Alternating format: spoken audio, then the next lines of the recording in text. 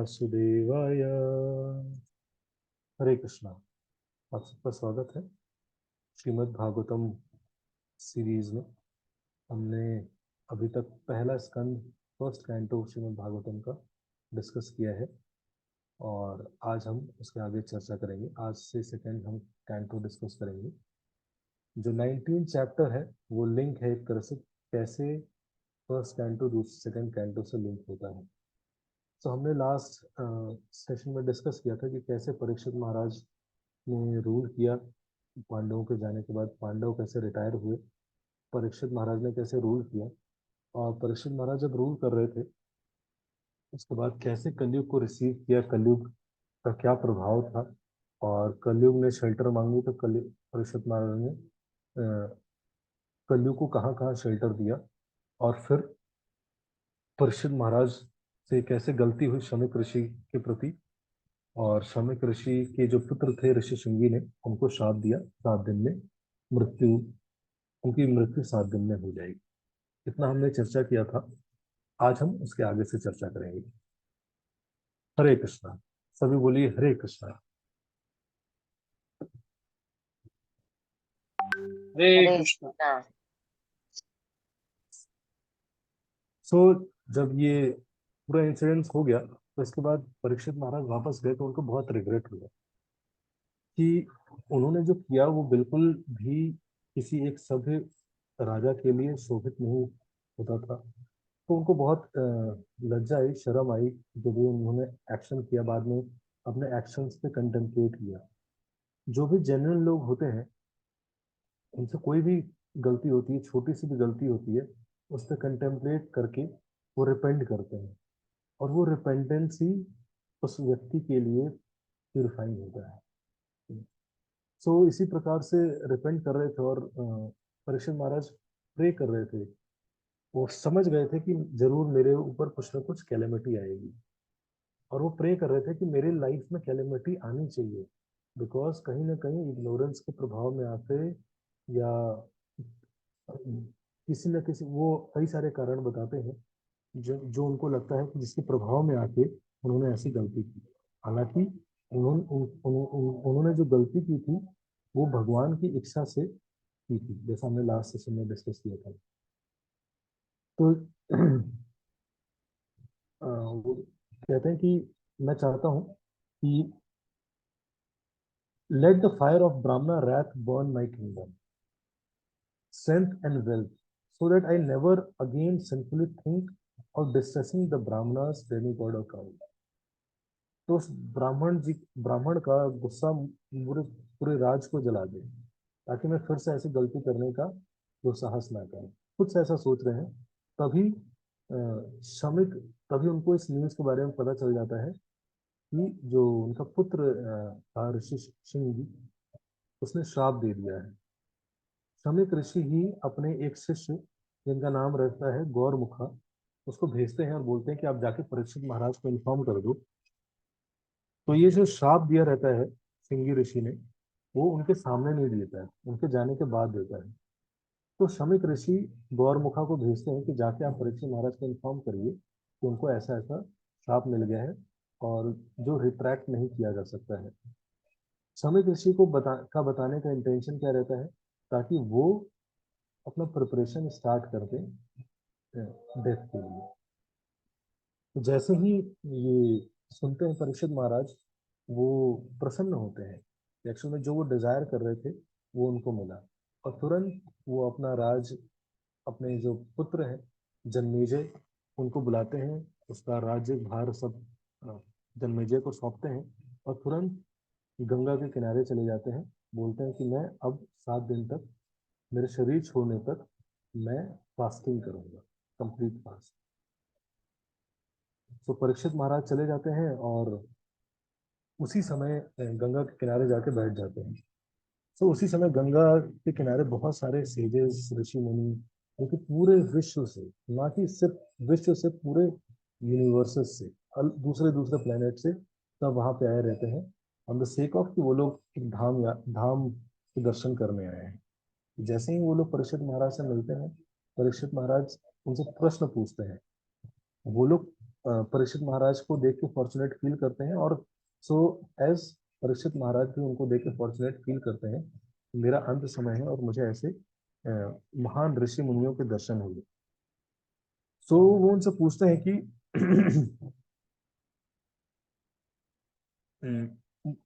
किसी भी व्यक्ति को जिसकी मृत्यु आने वाली है उसको क्या करना चाहिए। व्यक्ति को दो प्रश्न पूछते हैं परीक्षित महाराज कि इस मनुष्य जीवन में व्यक्ति के जीवन का लक्ष्य क्या होना चाहिए, और स्पेशली उसके बारे में बताइए जब किसी की मृत्यु आने वाली हो, उसको शरीर वो शरीर छोड़ने वाला हो, तब उसको क्या करना चाहिए।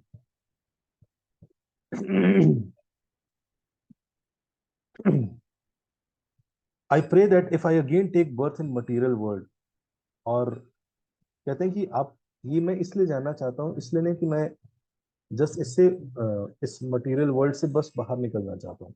बोलते हैं I pray that if I again take birth in material world I would have attachment to unlimited Lord Krishna, ताकि मैं अगर फिर से इस मटेरियल वर्ल्ड में जन्म लूं, इसलिए भक्तों का जो एस्पिरेशन होता है ये भी नहीं रहता कि मुझे मुक्ति चाहिए, यहाँ से मुक्त हो जाना है, बहुत कष्ट है यहाँ से, जस्ट यहाँ से मुक्त हो जाए।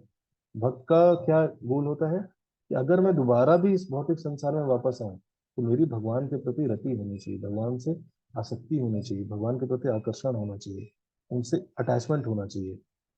सो मांगते हैं कि I should have attachment to unlimited Lord Krishna and association with his devotees. दूसरा चीज, मुझे भक्तों का संग चाहिए, जब भी मैं आऊं, कहीं भी आऊं, किसी भी रूप में आऊं, कहीं भी मेरा अगला जन्म हो, मुझे भक्तों का संग मिलना चाहिए। ये टॉप मोस्ट एस्पिरेशन है मेरा। और तीसरा है friendly relation with all living beings. मैं चाहता हूं कि जितने भी लिविंग बीइंग्स हैं उनके प्रति मेरे हृदय में ईर्ष्या ना हो, और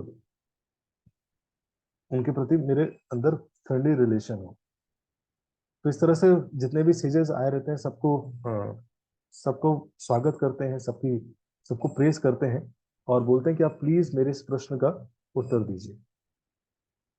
तभी सारे जो ऋषि मुनि रहते हैं वो सोच रहे थे कि इस प्रश्न का उत्तर बेस्ट सबके मन में आता है, वहां नारद मुनि भी हैं, सब लोग हैं, लेकिन सबके मन में आता है इस प्रश्न का उत्तर बेस्ट तो सुखदेव गोस्वामी ही दे सकते हैं। ठीक है। और सब उधर से आने वाले रास्ते की तरफ देख रहे होते हैं कि काश यहाँ पे सुखदेव गोस्वामी होते तो वो इस प्रश्न का उत्तर देते। शास्त्र परपट में लिखते हैं कि जितने भी ऋषि मुनि थे, जितने भी आचार्य थे, सब वहां पे इसलिए प्रकट हो गए थे क्योंकि उनको पता था कि भगवान के जाने के बाद धर्म कहाँ पे स्थापित होगा, श्रीमद् भागवतम में। तो श्रीमद् भागवतम के प्रकट होने का समय आ गया है।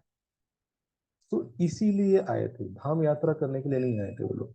उनका इंटरनल रीजन क्या था, वो जानते थे कि श्रीमद् भागवतम प्रकट होने वाला है, और जब भी भगवान प्रकट होते हैं, भग, भगवान के शुद्ध भक्त प्रकट होते हैं, जब भी भगवान की भागवतम प्रकट होती है, सारे के सारे देवी देवता सेजे सब प्रकट हो जाते हैं उसको, उस मोमेंट को ऑब्जर्व करने के लिए। तो इसी इंटेंशन के साथ सारे ऋषि मुनि वहां पे आए थे, जस्ट वेट कर रहे थे काश यहाँ से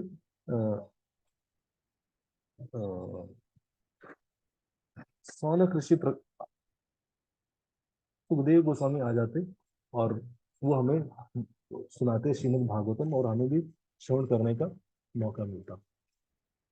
तभी वो वेट कर ही रहे होते हैं, सोच ही रहे होते हैं, तभी उधर से सुखदेव गोस्वामी प्रकट हो जाते हैं। लेकिन सुखदेव गोस्वामी जिनका कलर ब्लैकिश कॉम्प्लेक्शन है, 16 साल के बालक की तरह लग रहे हैं।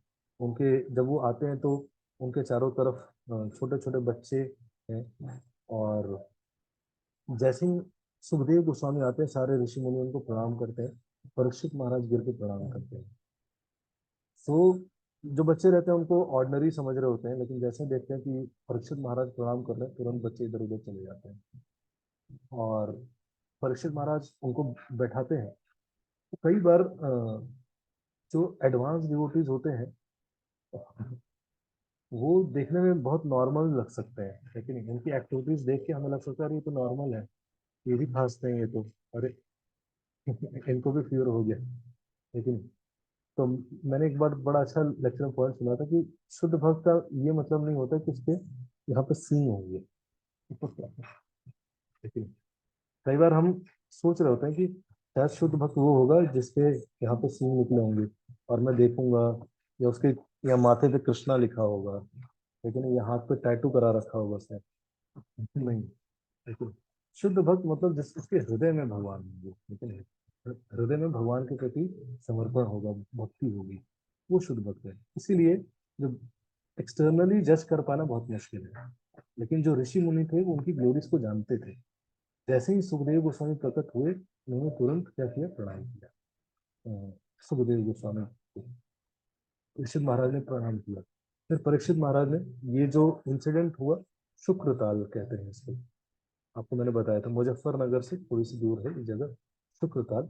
वहां पे परीक्षित महाराज ने उनको रिस्पेक्टफुली रिसीव किया, उनको एक रेज चेयर पे बैठाया और सब लोग बैठ गए। उसके बाद उन्होंने प्रश्न पूछा। क्या प्रश्न? वही फेमस प्रश्न जिसका जवाब, जिसका उत्तर देने के लिए पूरी की पूरी श्रीमद् भागवतम बोली जाएगी।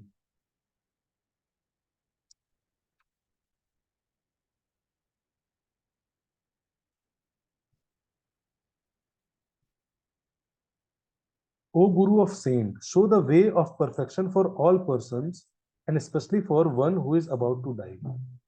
लेकिन इस मनुष्य जीवन को परफेक्ट कैसे किया जा सकता है, स्पेशली जो मरने वाला है, उसके लिए रास्ता बताइए। Please let me know what a man should hear. Please हमें बताइए कि एक व्यक्ति को क्या सुनना चाहिए, लेकिन क्या जप करना चाहिए, क्या चैंट करना चाहिए, क्या स्मरण करना चाहिए, किसकी पूजा करनी चाहिए, एंड किस चीज, ये बताइए कि क्या करना चाहिए और क्या नहीं करना चाहिए। It is said that you hardly, ऐसा कहा जाता है कि आप, जो सुखदेव गोस्वामी है, किसी भी भ्रमण करते रहते थे, कहीं भी नहीं रुकते थे। उनका रुकने का मैक्सिमम टाइम था, अगर एक गाय को दूहा जाता है तो जितना टाइम लगता है गाय को दूध दूहने में, उतना टाइम से ज्यादा किसी के घर रुकते नहीं थे। लेकिन वो यहाँ पे प्रकट हुए हैं, तो मैं आपसे ये प्रश्न पूछना चाहता हूँ और आप इस के बारे में हम सबको बताइए। इन दो प्रश्नों का उत्तर देने के लिए अब आगे का डिस्कशन होगा। अब हम, ये ट्रांजिशन था, कैसे प्रश्न पूछा गया। अब सुखदेव गोस्वामी बोलेंगे पहली बार। तो पर ये श्रीमद् भागवतम बोला गया परीक्षित महाराज और सुखदेव गोस्वामी के बीच का कॉन्वर्सेशन है, लेकिन ये कॉन्वर्सेशन स्टार्ट ही कहाँ हो रहा है? फर्स्ट कैंटो के एंड में। फर्स्ट कैंटो क्या है पूरा? एक तरह से सेटिंग द सीन है, ठीक है, कि कैसे वो दोनों लोग आपस में मिलते हैं और वो कॉन्वर्सेशन क्या स्टार्ट होता है, एक बैकग्राउंड बताया गया। सेकंड कैंटो से एक्चुअल कॉन्वर्सेशन स्टार्ट होता है परीक्षित महाराज और सुखदेव गोस्वामी का। आप सबको मेरी आवाज सही आ रही है? पीछे कीर्तन भी चल रहा होगा।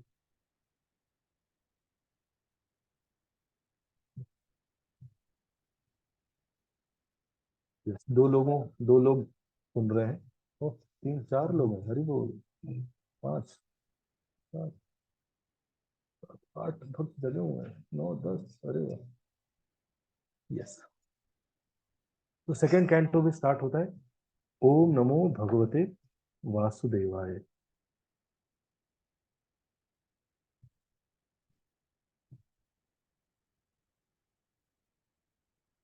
क्योंकि आपने 10 दिन में फर्स्ट कैंटो खत्म कर दिया, ठीक है। कई लोग 10 साल तो भक्ति कर रहे होते हैं, लेकिन भागवतम नहीं पता होता उनको कुछ, लेकिन आपने 10 दिन में पहला कैंटो जान गए। All glories to you.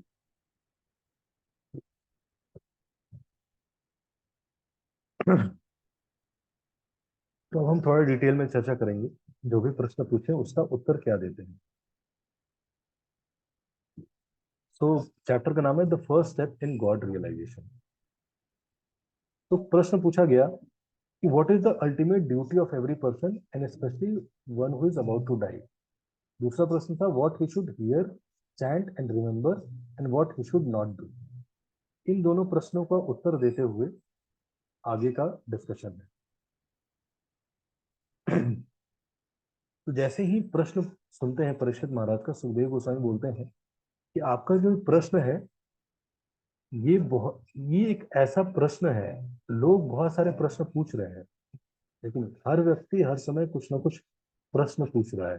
Teacher बच्चों से कुछ क्वेश्चन पूछ रहा है, लेकिन जज लॉयर से कुछ प्रश्न पूछ रहा है, पेशेंट डॉक्टर से कुछ प्रश्न पूछ रहा है, लेकिन मैनेजर टीम मेंबर से कुछ प्रश्न पूछ रहा है। लेकिन हर व्यक्ति सुबह से शाम कोई ना कोई प्रश्न पूछ रहा है, लेकिन उन प्रश्न का उत्तर या तो लोगों को डिप्रेस कर देता है, लेकिन या तो बहुत शॉर्ट लिव हैप्पीनेस देता है। यहाँ पे बोलते हैं सुखदेव गोस्वामी, आपने जो प्रश्न पूछा है इसके अंदर इतनी पोटेंसी है कि it is supreme benefit beneficial for all. जितने भी जीवात्मा है संसार में सबका कल्याण कर सकता है। एंड इट टॉक्स इट ये इंस्पायर करेगा सुप्रीम सब्जेक्ट मैटर को समझने के बारे में। तो एक्चुअली जस्ट स्पीकर की क्वालिफिकेशन नहीं होती है, एक्चुअल में क्वेश्चन पूछने वाले की भी क्वालिफिकेशन होती है, किस प्रकार का प्रश्न पूछा गया है। लेकिन प्रश्न बहुत इंपॉर्टेंट होते हैं लाइफ में। आपको प्रश्न कैसे पूछने चाहिए, what are your questions of life. लेकिन आपके लाइफ के क्या प्रश्न है? क्या लाइफ के प्रश्न ये है कि जस्ट 2024 में किसकी सरकार आएगी? क्या आपके प्रश्न सिर्फ ये है आज शाम को खाने में क्या बनाए? क्या आपके सिर्फ प्रश्न ये है कि भाई ग्रेजुएशन पोस्ट ग्रेजुएशन के बाद करूंगा क्या मैं? क्या आपके सिर्फ प्रश्न ये है कि मेरा फ्यूचर में क्या होगा? तो अगर आपको आपकी लाइफ की क्वालिटी इंप्रूव करनी है तो आपको क्या इंप्रूव करना पड़ेगा? आपके प्रश्न। इसे बोलते हैं पावर ऑफ इंक्वायरी। अगर आपके प्रश्न हाई क्वालिटी के हैं और आप उन हाई क्वालिटी प्रश्नों के लिए एस्पायर कर रहे हो, तो नेचुरली उनके उत्तर आपकी लाइफ को अपलिफ्ट करेंगे। इसीलिए प्रेस करते हैं कि आप आपके प्रश्न में बहुत पोटेंसी है परीक्षित महाराज की। फिर आगे बताएंगे कि क्या व्यक्ति को नहीं करना चाहिए। बताया था क्या करना चाहिए क्या नहीं करना चाहिए। सुपीरियोरिटी ऑफ भक्ति।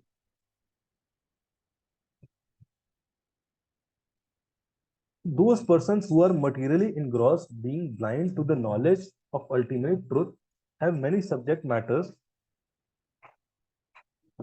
of hearing in human society. O Emperor. तो जो लोग मटेरियली इंग्रॉस हैं उनकी लाइफ में बहुत सारे सब्जेक्ट मैटर हैं डिस्कस करने के लिए। ठीक है। यहाँ पे प्रभुपाद परपट में दो कैटेगरी ऑफ लोगों के बारे में बताते हैं। पहला क्या है? गृहस्थ। दूसरा है गृहमेधी। गृहस्थ मतलब वो लोग जो कि साथ रहते हैं बीवी के बच्चे के साथ, बट सबका जीवन का लक्ष्य क्या है? इस जीवन इस ह्यूमन लाइफ के अल्टीमेट पर्पस को समझना, उसको रियलाइज करना। जो ऐसी फैमिली होते हैं उसको बोलते हैं गृहस्थ। और जो इसके ऑपोजिट होती है लेकिन उसको बोलते हैं गृहमेथी, जो साथ रहते हैं, who live only for the benefit of the family members, एक दूसरे को जो सपोर्ट करने के लिए, इनकरेज करने के लिए, लेकिन एंड दस आर एनवियस ऑफ अदर्स। तो ये ग्रे मैथी में दो क्वालिटी बोलेंगे या दो कैरेक्टरिस्टिक्स पता चलते हैं। पहला तो वो दूसरे परिवारों से दूसरे फैमिली से एनवियस होते हैं। मेधी, प्रिय मेधी मतलब क्या है? जेलसी। मेधी वर्ड का मतलब है जेलसी, गृह मेधी। लेकिन एक गृह मेधी दूसरे गृह मेधी से जेलसी करता है।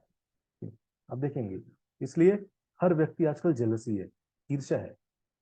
कहीं आपस में किसी प्रोग्राम में शादी में मिलते हैं, बस उसके पास ये है, उसके पास ये नहीं है, उसकी साड़ी ऐसी है, उसके गहने ऐसे हैं, उसका बेटा ऐसा है, उसकी कार ऐसी है। यही जेलसी, जलन जलन जलन। उनके चर्चा का विषय ही यही होता है कि कैसे दूसरों के अंदर फॉल्ट्स देखना और उसकी टांग खींचना। गृह में भी उनके जीवन का लक्ष्य अपन सिर्फ ये रहता है कि मैं और मेरी फैमिली, और अगर थोड़ा सा मैच्योर ग्रे में भी है, थोड़ा एक्सटेंडेड फैमिली। ठीक है कि भाई मैं बेस्ट हूँ, इसलिए मेरे बच्चे बेस्ट है, मेरी वाइफ बेस्ट है, या वाइफ कहेगी कि मेरे हस्बैंड बेस्ट है। या फिर थोड़ा एक्सटेंडेड, हमारा परिवार अच्छा है, या थोड़ा अच्छा, हमारा स्टेट अच्छा है। यूपी वाले लोग बढ़िया होते हैं, बिहार वाले अच्छे होते हैं, अरे हरियाणवी ज्यादा अच्छे होते हैं, अरे मराठी ज्यादा अच्छे होते हैं। ठीक है, ये कहते हैं एक्सटेंडेड कॉन्शियसनेस ऑफ सेल्फ। या फिर भारत, भारत सबसे अच्छा है, भारतीय है कि नहीं। तो ये क्या है, गृह मेधी। और फिर क्या करते हैं, एक तो अटैच रहते हैं उससे, दूसरा दूसरे व्यक्तियों से ईर्ष्या करते हैं। ठीक है, ये गृह मेधी। उनके जीवन का लक्ष्य ये नहीं होता कि भगवान को कैसे रियलाइज करना है। उनके पास बहुत सारे सब्जेक्ट मैटर होते हैं रीडिंग हियरिंग करने के लिए। हर व्यक्ति के अंदर प्रोपेंसिटी है चैंटिंग रीडिंग हियरिंग करने की। कई बार भक्त कहते हैं कि चैंटिंग नहीं होती, रीडिंग नहीं होती, हियरिंग नहीं होती। हर व्यक्ति के अंदर प्रोपेंसिटी है। लेकिन गृहस्थ वो होता है वो भक्त जो अपनी इस प्रोपेंसिटी को भगवान के लिए लगाते हैं। और गृह में भी मतलब अपनी प्रोपेंसिटी को लगाते हैं हियरिंग करने को, पॉलिटिकल हियरिंग करते हैं। लेकिन 5-5 घंटे न्यूज सुनेंगे, अरे सरकार गिरेगी नहीं गिरेगी, गिरेगी नहीं गिरेगी, गिर गई क्या, गिर गई, अरे नहीं गिरी नहीं गिरी। लेकिन हियरिंग चल रहा है, न्यूज में डिबेट्स, कितना हियरिंग कर रहा है, श्रवण श्रवणम। फिर उसको बैठ के कीर्तन करेंगे, क्लास में बैठ के, लेकिन रूम्स में बैठ के, हॉस्पिटल्स में बैठ के, पुलिस स्टेशन में बैठ के कीर्तन, रेगुलर कीर्तन करते रहते हैं। लेकिन ऐसा नहीं कि वो श्रवण कीर्तन नहीं करते हैं। लेकिन कई बार एक एक बार मेरे फादर थे, तो एक बार एक मेरे रिलेटिव ने, किसी ने बोला, जब मैं नया नया भक्ति में जुड़ा था, तो बोला कि ये आपका बेटा ये राधे राधे करता रहता है कि नहीं, सिर्फ राधे राधे करता है। मेरे फादर ने बोला, तो तुम क्या चाहते हो, कटरीना कटरीना कर। आप समझ रहे हो? तो हर व्यक्ति क्या कर रहा है, कीर्तन कर रहा है। लोग हीरो हीरोइन का कीर्तन करते हैं, फैशन ब्रांड से कीर्तन कर रहे हैं, डिस्कशन ही तो कर रहे हैं। उनके जीवन का लक्ष्य क्या है। बोलोगे तुम लोग इतना क्यों कृष्णा कृष्णा करते हो, उनसे पूछा है, तुम यार अपने लाइफ में क्यों इतना माया माया करते हो, मुझे समझ नहीं आती, इतना क्या माया दे रही है तुम, इतना माया से अटैचमेंट। लेकिन अरे जो मार रही है उससे अटैचमेंट। हम तो कृष्णा कृष्णा करते हैं, कृष्णा तो स्वीट है, ठीक है ना, उनका नाम इतना मधुर है, अधरम मधुरम वदनम मधुरम। ठीक है, तुम्हें क्या मिल रहा है, लेकिन इटली का ये पर्स है, 1.5 लाख का पर्स खरीदा हमने। पता नहीं, मुझे ब्रांड, फैशन ब्रांड का नाम नहीं पता, बट मैंने सुना है ऐसा कि 2 लाख 5 लाख 10 लाख के पर्स आ रहे हैं, बेल्टें 1.5 1.5 लाख की आ रही है। तो इसलिए बताते हैं कि those person who are material in gross being blind to the knowledge, ये लोग क्या करते हैं जनरली, जो भगवान से रिलेटेड नहीं है उसके बारे में श्रवण कीर्तन चर्चा करते हैं। Their day is wasted working hard. दिन में क्या करते हैं, बहुत हार्ड वर्क करते हैं धन कमाना। Night is spent with in sex and sleep. तो उनके जीवन का लक्ष्य यही दो चीजें रहती है, दिन भर मेहनत करना है और रात को एंजॉय करना है। Person devoid of atma tattva do not inquire into the problem of life. वो ये नहीं सोचते कि मेरे जीवन की क्या प्रॉब्लम है। और बहुत ही ज्यादा अटैच रहते हैं किस पे, इनफैलिबल सोल्जर्स, सॉरी फैलिबल सोल्जर्स। अपने शरीर पे शरीर से बहुत ज्यादा आसक्ति रहती है। शरीर कब आपका साथ छोड़ देगा पता नहीं, लेकिन चिल्ड्रन, हस्बैंड वाइफ से बहुत ज्यादा आसक्ति रहती है। कौन कब साथ छोड़ देगा पता नहीं। Although sufficiently experience they still do not see their inevitable destruction. ये किसके बारे में चर्चा हो रही है, गृह मेढी के बारे में चर्चा हो रही है, जिसके जीवन में भगवान नहीं है, गृहस्थों की चर्चा नहीं हो रही है। तो यहाँ पे प्रभुपाद बताते हैं कि स्ट्रगल फॉर एग्जिस्टेंस, लेकिन there is great struggle for existence. हर व्यक्ति स्ट्रगल कर रहा है। जो व्यक्ति बहुत, आपको लगता है कि नहीं यार मेरी लाइफ में बहुत स्ट्रगल है, या कई बार ऐसा भक्त भी बोलते हैं कि एक बार स्ट्रगल फेज बीत जाए उसके बाद लाइफ अच्छी अच्छी रहेगी। ऐसा कुछ नहीं है, इस संसार में जीना ही स्ट्रगल है। लेकिन इस संसार में आप जब तक हो, दैट इज स्ट्रगल। चाहे वर्ल्ड का रिचेस्ट मैन है ना, आपको लगता है कि अरे नहीं वो व्यक्ति सफल हो चुका है, उसने अपने करियर की ऊंचाइयों को छू लिया है, उसके पास तो धन ही धन है, पैसा ही पैसा है, उसके पास स्ट्रगल है उन सब चीजों को बचा के रखना है।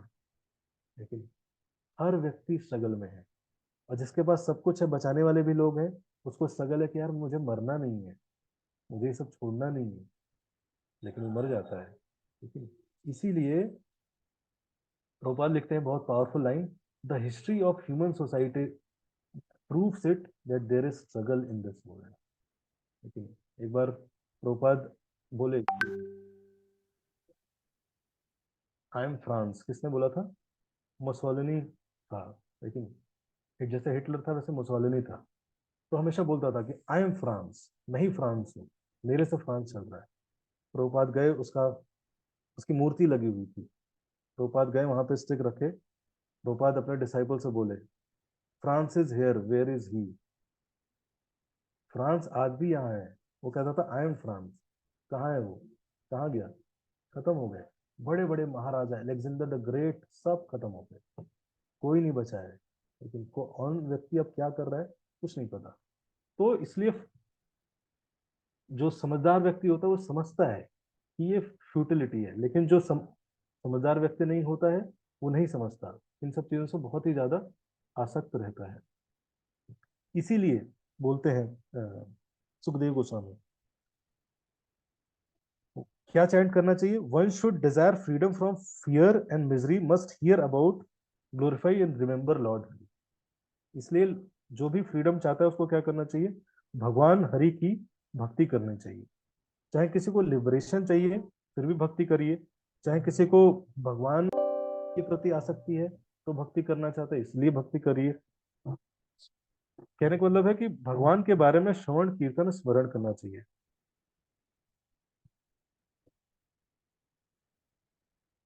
फिर बोलते हैं कि इस इवन जो ज्ञानीज हैं, जो ज्ञान के मार्ग में जाते हैं या कर्मीज हैं, सोचते हैं कि भाई मैं कर्म करूंगा और उसकी फल भगवान को ऑफर करूंगा। चाहे जो योगी हैं, बहुत ध्यान करते हैं, अष्टांग योगी करते हैं, लेकिन सबका जो लक्ष्य है वो यही है कि भगवान के प्रति आकर्षण डेवलप करना। ये सबका लक्ष्य यही है। तो प्रूफ देने के लिए बताते हैं कि even many self realize sages have taken pleasure in Hari katha. Even जिन्होंने ज्ञान ज्ञान योग भी फॉलो किया, कर्म योग भी फॉलो किया, अष्टांग योग भी फॉलो किया, उस योगों का परफेक्शन जिसने अचीव कर लिया, उनको भी इवन हरि कथा में आनंद आता है। एग्जाम्पल के लिए बताते हैं, जैसे कि मैं हूँ, मतलब मैं नहीं, सुखदेव गोस्वामी। सुखदेव गोस्वामी बोलते हैं कि मैं ब्रह्मण से आकर्षित था। ब्रह्मण ब्रह्मण मतलब भगवान का इम्पर्सनल फॉर्म। लेकिन मैं सेल्फ रियलाइज था और मुझे सब पता था, माया है, ये है, वो है। लेकिन जब मैंने भगवान के बारे में श्रवण किया, उससे मुझे स्पेशल आसक्ति हुई। जैसे ही गर्भ से निकले, सुखदेव गोस्वामी तुरंत छोड़ के भागने लगे। उनको था कि भाई यहाँ रुकूंगा तो तुरंत माया में फंस जाऊंगा। तो वेदव्यास जी चाहते थे कि भाई मैं चाहता हूँ इनको सारे शास्त्र पढ़ाना ताकि ये आगे प्रीच करें। सो एक श्लोक बोलते हैं कि भगवान के पास टाइम के बारे में एक श्लोक बोलते हैं कि वो भगवान जिन्होंने पूतना जैसी देमन जो भगवान को मारने के लिए आई, उसको भी माता का दर्जा दे दिया। कमवा दयालुम शरणम व्रजेमा, ऐसा दयालु व्यक्ति कौन हो सकता है?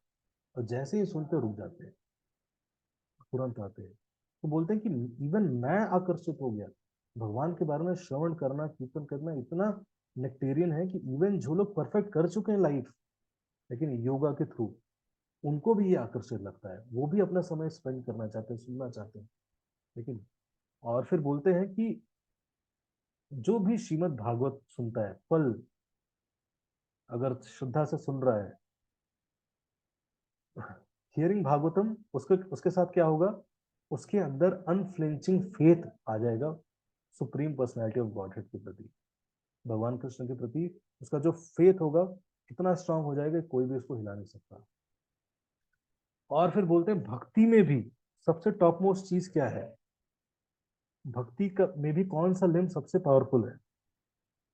Constant chanting of Lord's holy name, following the great authorities, is the doubtless and fearless way of success for all. भगवान के नामों का जप और कीर्तन, लेकिन ये सबसे पावरफुल तरीका है भगवान को रियलाइज करने के लिए। सो सुखदेव गोस्वामी बताते हैं, तो वहां पे कई प्रकार के ऋषि मुनि रहते हैं और कई लोगों के कई मत रहते हैं।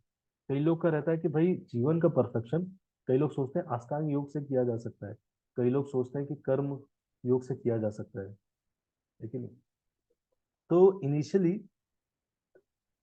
कॉन्वर्सेशन में बता देते हैं कि भक्ति, भगवान की भक्ति करने से टॉप मोस्ट चीज है, और भक्ति में भी भगवान के नामों का जप, कीर्तन। फिर क्वेश्चन आ सकता है कि आप भक्ति करने के लिए मुझे कह रहे हैं, बट मेरे पास क्या टाइम है भक्ति करने के लिए? परीक्षित महाराज के मन में क्वेश्चन आ सकता है, मेरे पास भक्ति करने के लिए टाइम नहीं है, ठीक है। सो सुखदेव गोस्वामी बोलते हैं कि इवन, मतलब वो पूछते हैं परीक्षित महाराज कि मेरे पास तो सिर्फ 7 दिन है, लेकिन मैं भक्ति कैसे कर सकता हूँ? सो बोलते हैं कि भाई खटवांग जो मुनि थे, तो खटवांग मुनि जो थे, वो उन्होंने खटवांग राजा जो थे, सो देवी देवताओं का युद्ध चल रहा था असुरों से, तो उनको देवी देवताओं को जरूरत पड़ी हेल्प की। तो खटवांग राजा से उन्होंने हेल्प मांगा। जैसे ही खटवांग राजा ने हेल्प किया, तो बहुत कई समय तक उनके लिए युद्ध किया और उनको विजयी बनाया देवी देवताओं को। जब देवी देवता विजयी हो गए, तो उन्होंने बोला कि आप हमसे मांगिए जो मांगना है, आप जो भी मांगेंगे हम आपको देने के लिए तैयार हैं। तो खटवांग राजा ने बोला कि आप मुझे बस इतना बता दीजिए कि मेरी मृत्यु कितने समय में आने वाली है, मुझे बस इतना जानना है और कुछ नहीं जानना है। तो देवी देवताओं ने देख के बताया कि भाई आपकी मृत्यु अगले एक मुहूर्त में हो जाएगी। एक मुहूर्त मतलब 48 मिनट, 48 मिनट्स का एक मुहूर्त होता है। बोला कि एक मुहूर्त में आपकी मृत्यु हो जाएगी। जैसे ही खटवांग राजा ने सुना, तुरंत उन्हें वो भक्ति में लग गए, और तुरंत भक्ति में लग के 48 मिनट में अपने लाइफ को सक्सेसफुल बनाया। तो सुखदेव गोस्वामी कह रहे हैं कि आपके पास तो फिर भी 7 दिन है परीक्षित महाराज, लेकिन आप कह रहे हो मेरे पास समय नहीं है। खटवांग मुनि तो 48 मिनट में भगवान के भक्त बन गए और भगवान के धाम पहुंच गए। तो एक बार शिला प्रभुपाद से भी प्रश्न पूछा। मैं आपको एक वीडियो बाइट सुनाता हूँ। We have been here for many lifetimes performing sinful activities. So is it possible to counteract all those sinful activities? तो क्वेश्चन है कि हम यहाँ पे बहुत जन्मों से हैं इस भौतिक संसार में, करोड़ों जन्मों से लगे हुए हैं, कई सारे कार्य कर रहे हैं, बहुत सारे पाप किए हैं। क्या कोई तरीका है, क्या पॉसिबल है कि इस जन्म में, प्रभुपाद आप लोग भक्ति बोलते हैं चैंटिंग, क्या इस जन्म में हम इस इतने सारे पापों को काउंटरैक्ट कर सकते हैं? लेकिन प्रभुपाद का आंसर सुनिएगा। Lifetimes performing sinful activities. So is it possible to counteract all those sinful activities in one lifetime, or does it require many? 1 minute. That is Krishna consciousness movement. 1 minute. You are not reading Bhagavad Gita? What Krishna says? Sarva dharman parityajya mamekang saranang braja aham ta sarva papebhya mokshayami. You surrender unto me, give up your all business. I will give you relief from all sinful reaction immediately. It requires 1 minute. My dear Krishna, I was forgotten, now I understand, I fully surrender unto you. Then you become immediately free from all sin. Without any reservation, without any politics. If you fully surrender, Krishna is assuring, aham tva sarva papi homokkhaisami masucha. He reassures. Don't worry whether I will be able to give you relief from all reaction. Masucha. It is guaranteed. You do this.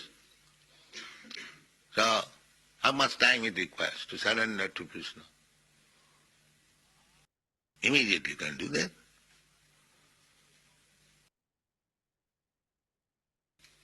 Surrender means you surrender and what?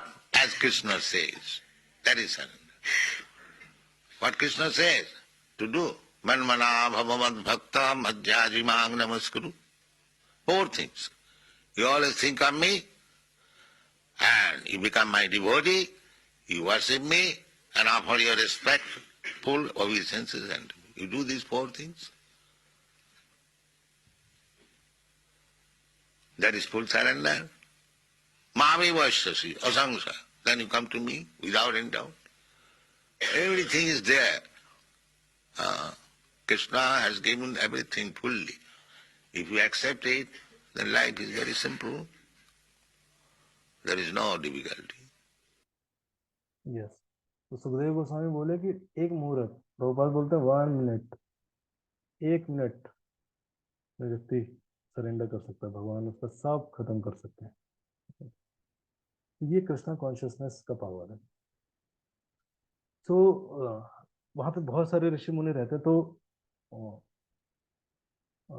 Sukhdev Goswami अभी दोनों process बताएंगे, अष्टांग योग का भी process बताएंगे और कर्म योग का भी, इवन जो देवी देवताओं को वर्शिप करते हैं उनके बारे में बताएंगे, और फिर सबसे लास्ट में अपना मत बताएंगे कि उनके हिसाब से बेस्ट चीज क्या है। जो व्यक्ति शरीर छोड़ रहा है उसको क्या करना चाहिए, वो बेस्ट चीज क्या है, उसके बाद उसके हिसाब से बताएंगे। तो ये चार्ट है, अगले 2 चैप्टर समझने के लिए आपको ये चार्ट समझना पड़ेगा। जो लोग योगा करते हैं, लेकिन अष्टांग योगा आपने देखा होगा, यही पूरा प्रोसेस है एक्चुअल में अष्टांग योगा का। तो बताते हैं कि 2 प्रकार के साधक होते हैं। तो अष्टांग योग का जो प्रोसेस है आगे के कुछ श्लोकों में वो समझाएंगे। तो अष्टांग योगा का प्रोसेस क्या है कि जो व्यक्ति अपने लाइफ को परफेक्ट करना चाहता है उसके लिए अष्टांग योग का प्रोसेस दिया गया है। अष्टांग योग मतलब 8 लिम्स, अष्टांग योग के 8 लिम्स होते हैं, 8 स्टेप्स होते हैं। तो पहला होता है यम, है कि नहीं? यम में बहुत सारी चीजें होती है जो करनी होती है, डूज, यम एंड नियम, डोंट्स। कुछ आपको डूज फॉलो करने पड़ेंगे, कुछ डोंट्स फॉलो करने पड़ेंगे। लेकिन ये 2 पहले स्टेप होते हैं, यम और नियम। उसके बाद तीसरा स्टेप होता है आसन, लेकिन सिटिंग पोस्चर्स, किस आसन में बैठना है। आपने देखा होगा बॉडी को कंट्रोल करने के लिए आसन का पर्पस सिर्फ फिटनेस का नहीं होता है, एक्चुअली में आसन का पर्पस क्या होता है, बॉडी पर अपना कंट्रोल डेवलप करने के लिए। इसलिए आप देखेंगे भुजंग आसन, सूर्य नमस्कार, कई सारे आसन हैं, लेकिन ये आसन का मेन पर्पस क्या है, बॉडी पे कंट्रोल करना। फिर अगला स्टेप होता है प्राणायाम, जिसमें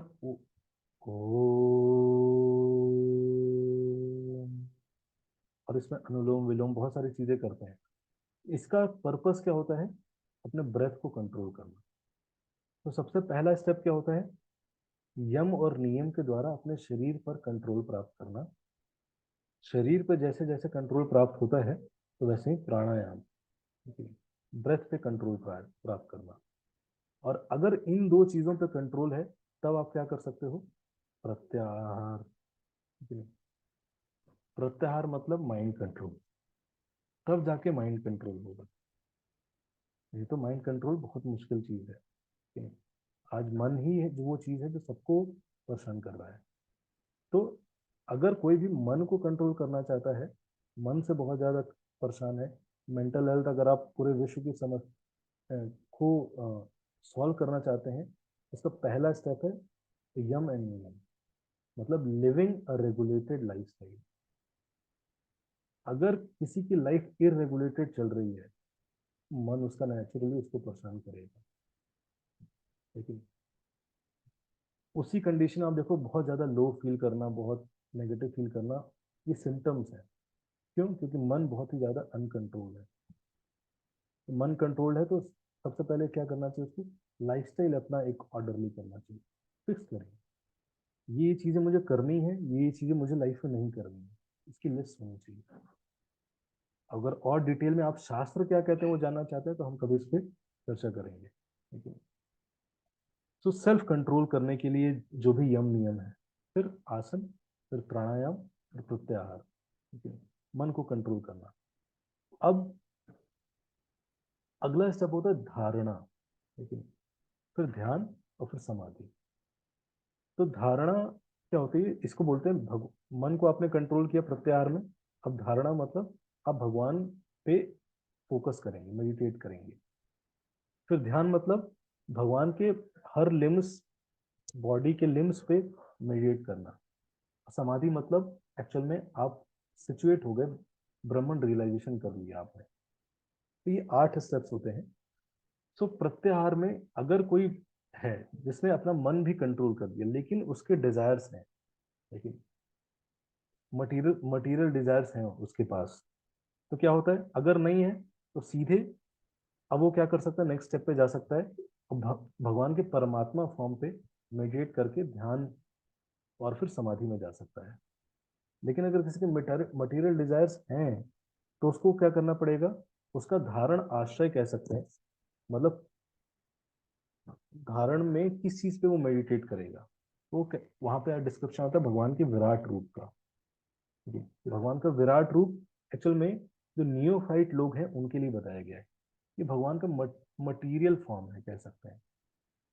तो भगवान का मटीरियल फॉर्म उसमें बोलते हैं कि जो नदियां हैं, लेकिन वो क्या है, भगवान की वेन्स हैं। अलग अलग लोग भगवान के अलग अलग पार्ट्स हैं, लेकिन जो मुख है वो अग्नि है। जो सूर्य और चंद्र है वो भगवान की आंखें हैं। कई बार लोग जो कि इंटेलिजेंट नहीं होते हैं, वो भगवान पे मेडिटेट करना, परमात्मा पे मेडिटेट करना पॉसिबल नहीं होता है। तो उनके लिए ब्रह्मांड को एक भगवान के फॉर्म की तरफ दिखाया गया है जिसको बोलते हैं विराट रूप, यूनिवर्सल फॉर्म, ठीक है, जिससे व्यक्ति रिलेट करके समझ पाए, भगवान को देख पाए, भगवान को रिमेम्बर कर पाए। तो जिसकी मटेरियलिस्टिक डिजायर है उनके उसके उस नियोफाइट भक्त के लिए धारण आश्रय क्या होता है, विराट रूप पे।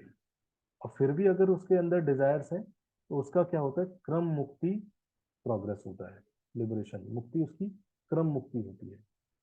और अगर किसी का विराट रूप में उसने ध्यान किया, धारणा किया, और उसके बाद उसकी डिजायर्स खत्म हो गई, अब वो क्या कर सकता है, जो भगवान हृदय में है परमात्मा के रूप में, उन पे ध्यान करे। फिर उन पे ध्यान करते करते व्यक्ति ध्यान की स्टेज में जाएगा और फिर समाधि। सो अब यहाँ पे 2 प्रकार के भक्तों की बात होगी।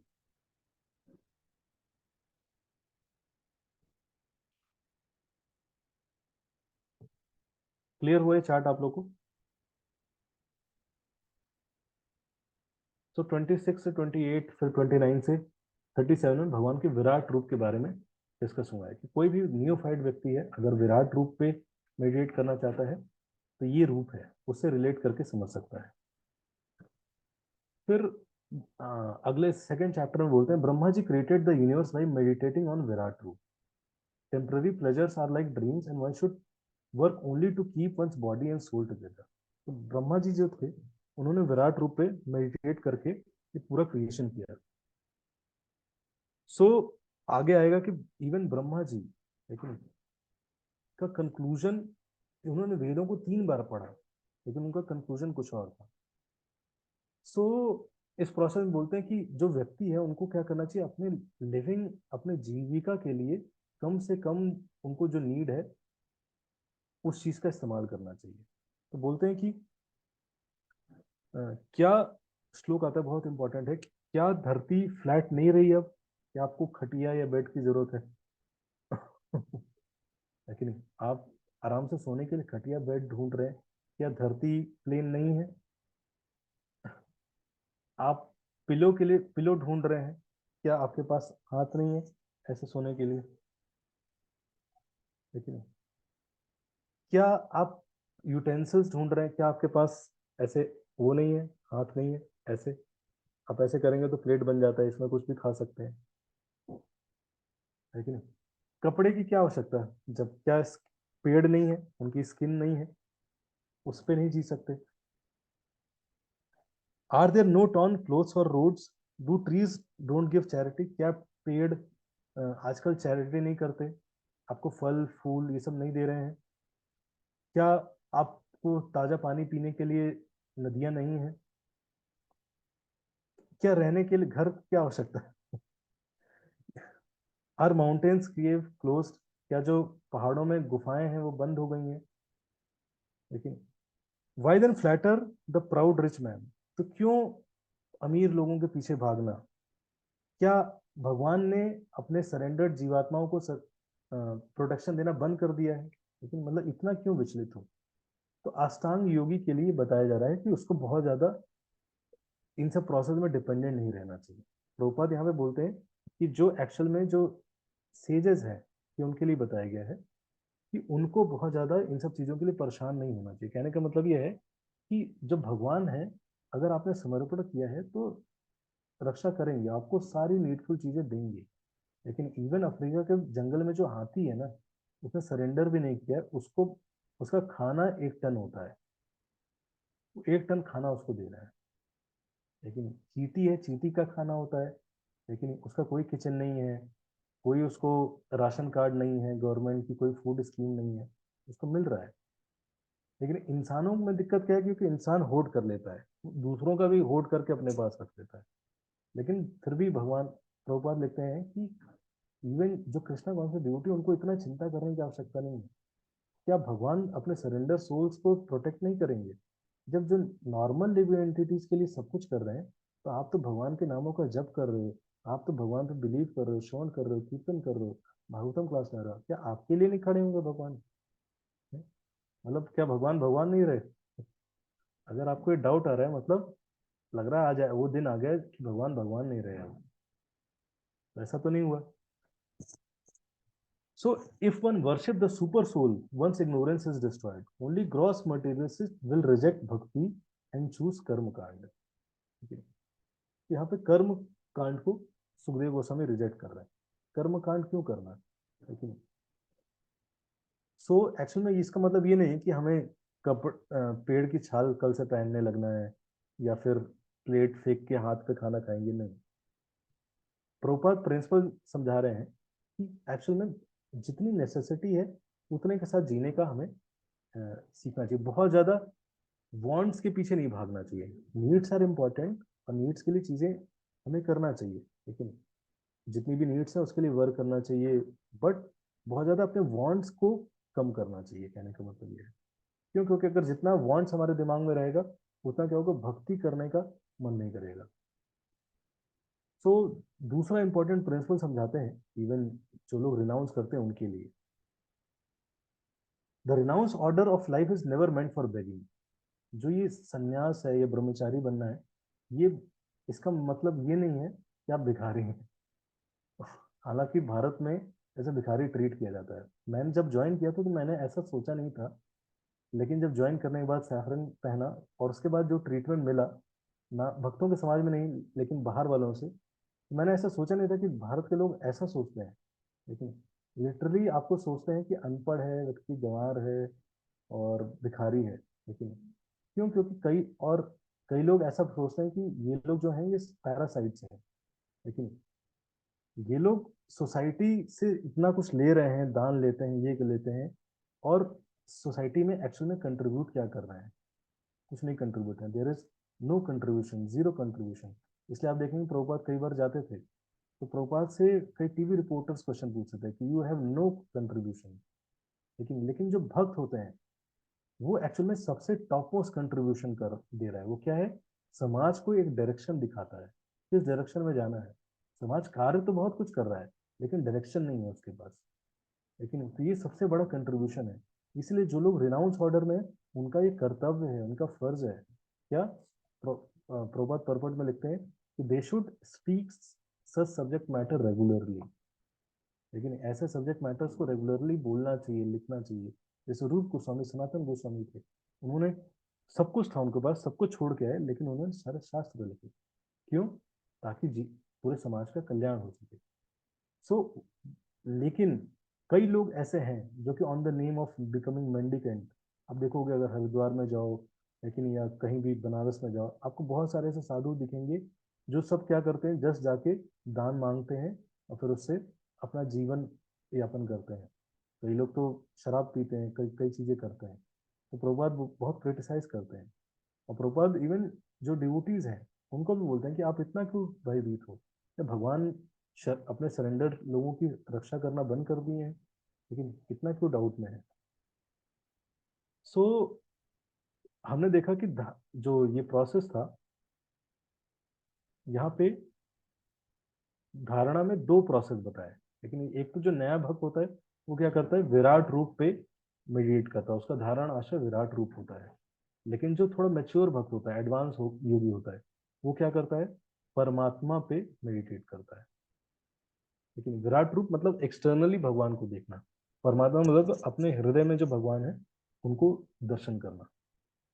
सो आगे बताते हैं कि जो परमात्मा है, लेकिन उनका साइज कितना है, 8 इंच के हैं। हमारे हृदय में वास करते हैं, 8 इंच के हैं, लेकिन दिखते कैसे हैं। परमात्मा किधर रहते हैं, हृदय में। साइज कितना है, 8 इंच के। लेकिन उनका चेहरा कैसा है, उनका चेहरा हमेशा स्माइल रहता है, हमेशा खुश खुश दिखते हैं, खुश हैं, खुश दिखते हैं। लेकिन उनकी आंखें कैसी हैं, कमल के पेटल्स की तरह, लोटस पेटल्स। उनका कपड़ा कैसा है, yellowish like saffron of kadam bedecked with jewel. पीले वस्त्र धारण करते हैं, उसमें बहुत विभिन्न प्रकार के ज्वेल्स लगे हुए हैं। ऑर्नामेंट्स क्या क्या पहने, मेड बहुत सारे ज्वेलरी पहनी है, गोल्ड की अलग अलग ज्वेलरी पहनी हुई है। हेड ड्रेस एंड इयरिंग्स जो है उनकी वो ग्लो कर रही है, चमकती हैं। Lotus feet on the lotus heart of mystics. उनके चेस्ट में हमेशा क्या है, कौस्तुभ ज्वेल है, कौस्तुभ मणि रहता है भगवान के चेस्ट में हमेशा। बाकी कुछ ज्वेलरी है उनके हाथ में है, शोल्डर्स पे है, और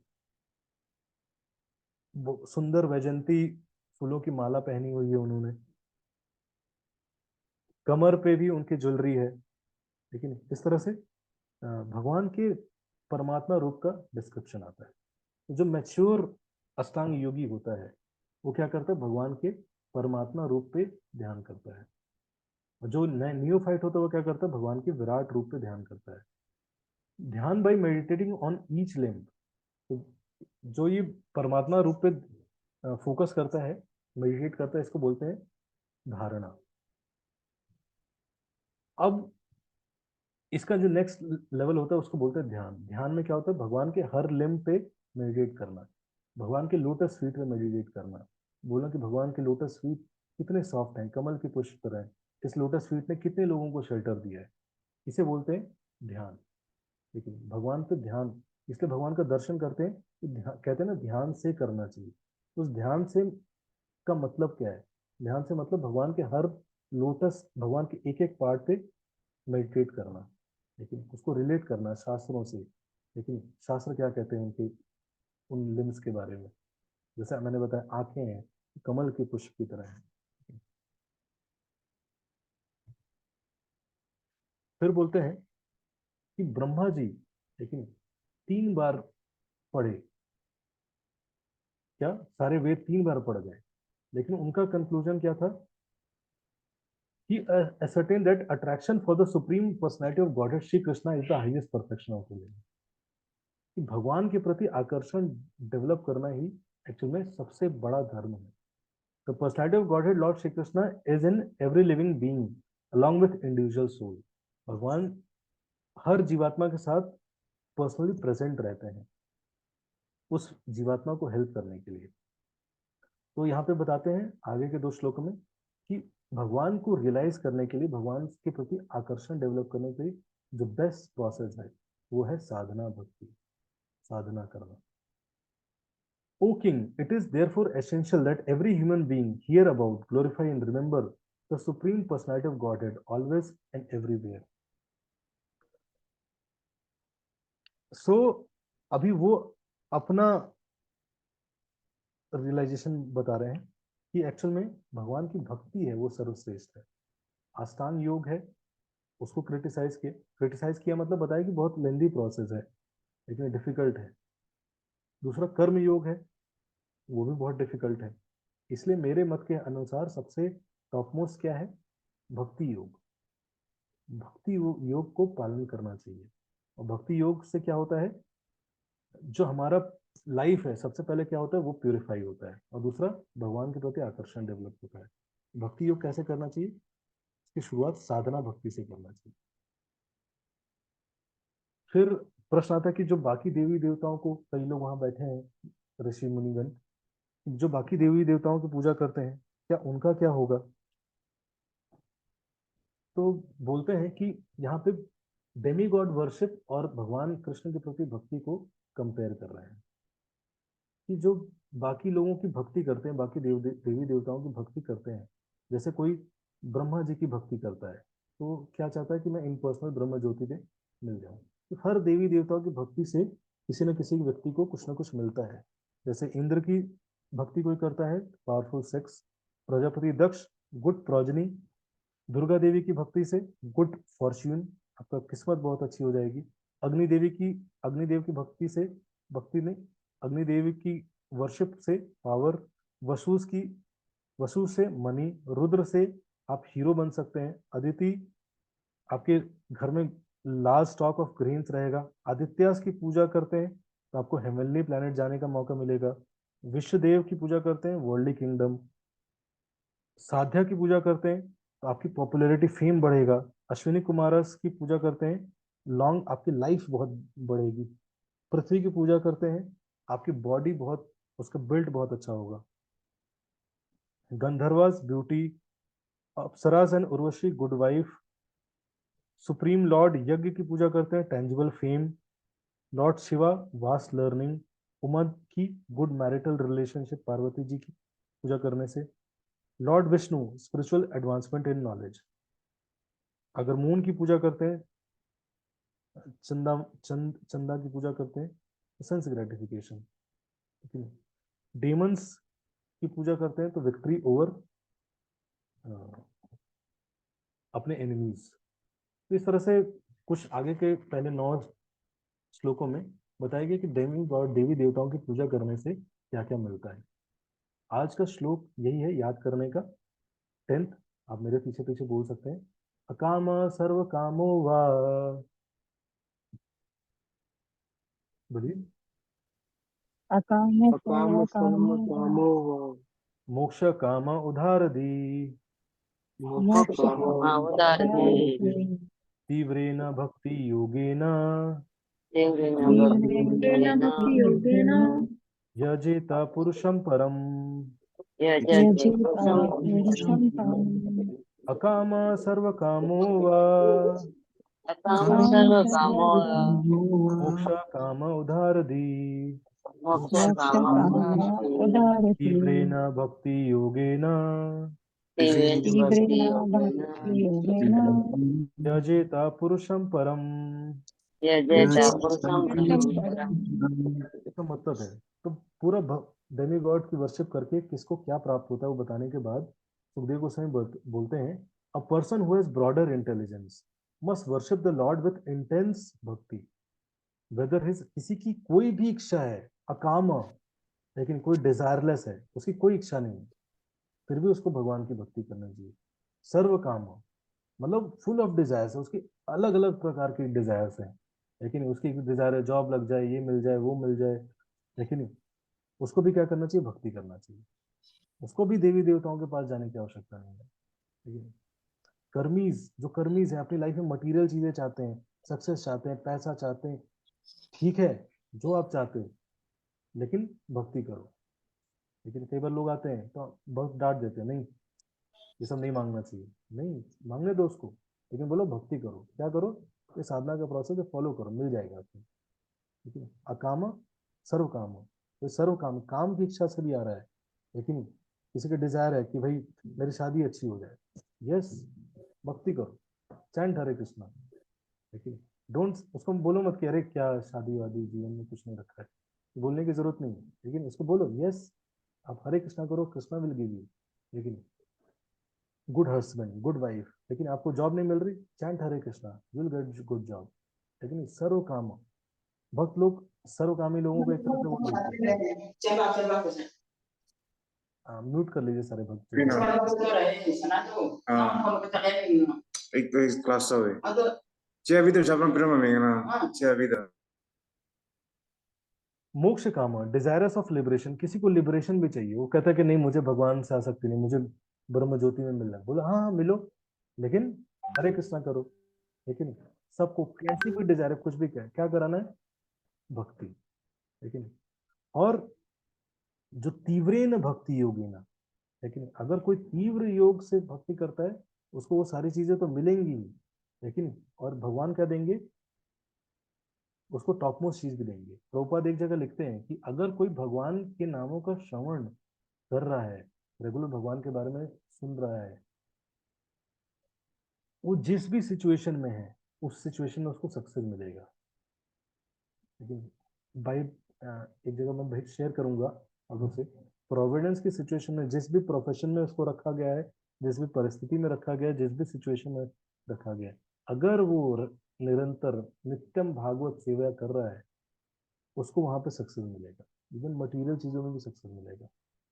सो इसे बोलते हैं उदाहरण थी। लेकिन सो जब ज्ञानी लोगों को और भक्त, लेकिन ऐसे लोगों को बस क्या करने की आवश्यकता है, जब ज्ञानी लोगों को, कर्मी लोगों को भक्तों के एसोसिएशन में आने से भक्ति मिल सकती है, तो देवी देवताओं को जो फॉलो कर रहे हैं उनको क्या दिक्कत है, उनको भी भक्ति मिलेगी।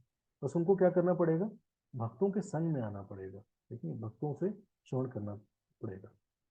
सो Sukhdev Goswami establish superiority of, तो पूरा जो लास्ट 2.5 चैप्टर है उसमें सुखदेव गोस्वामी ने क्या स्थापित किया कि भक्ति योग जो है उस सबसे टॉप मोस्ट है।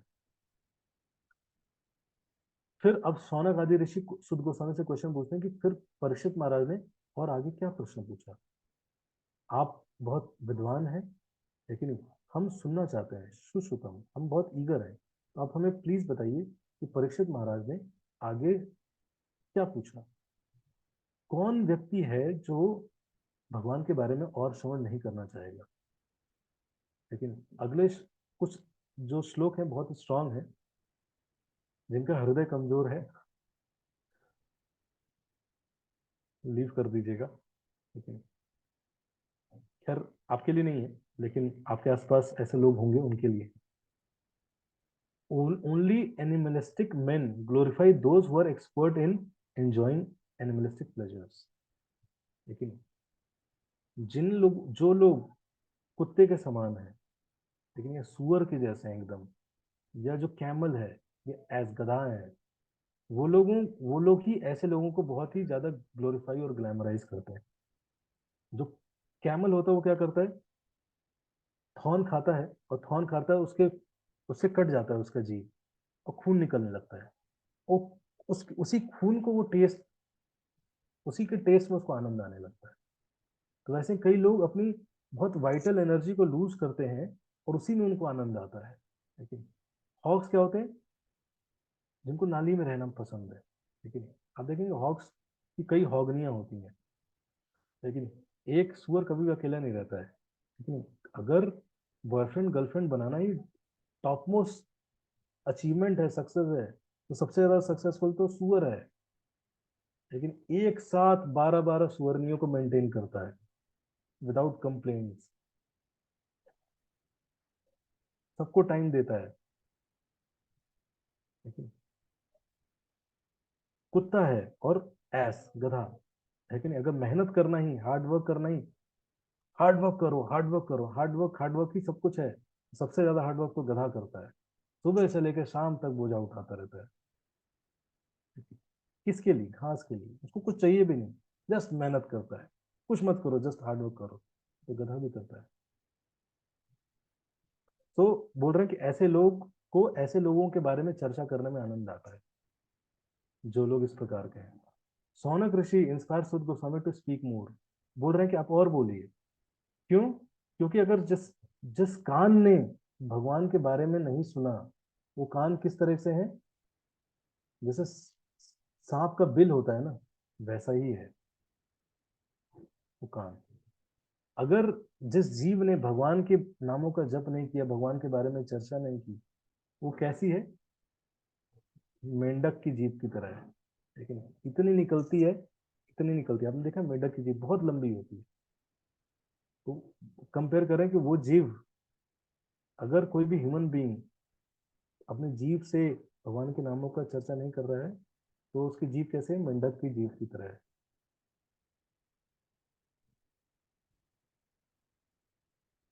अगर किसी ने अपने सर को भगवान के आगे नहीं झुकाया, तो वो इस व्यक्ति की तरह है।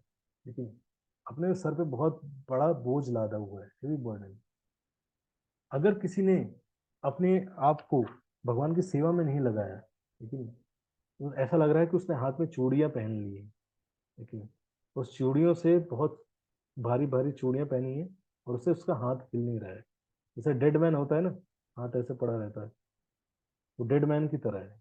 लेकिन अगर किसी व्यक्ति ने अपने हाथ से हाथ को एंगेज नहीं किया भगवान की सेवा में, तो कान को भी एंगेज करना है, आंखों को भी एंगेज करना है, जीवा को भी एंगेज करना है। सर को कैसे एंगेज कर सकते हैं? झुकना चाहिए भगवान के सामने।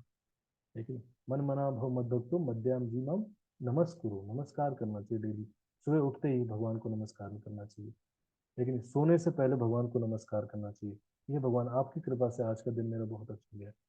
सुबह उठने से उठते ही भगवान को नमस्कार करना चाहिए। आपकी कृपा से मैं आज उठ पाया। कितने लोग सोए और उठ भी पाए, या उठे तो ये चटक गया, पीठ चटक गई, लेकिन क्या हो गया पता नहीं, भगवान आपकी कृपा से। लेकिन वो व्यक्ति की आंखें मोर पंख की तरह है, लेकिन जिसने भगवान के दर्शन नहीं किए। लेकिन मोर पंख में भी आंख होती है, लेकिन किसी काम की नहीं होती है, दिखने में वो आंख जैसे लगती है। और वो व्यक्ति, लेकिन जो अपने पैरों का इस्तेमाल भगवान के मंदिर, भगवान के धाम जाने के लिए नहीं करता है, उसके पैर किस तरह से हैं? Trunk of a tree. लेकिन उसके पैर just like trunk of a tree है।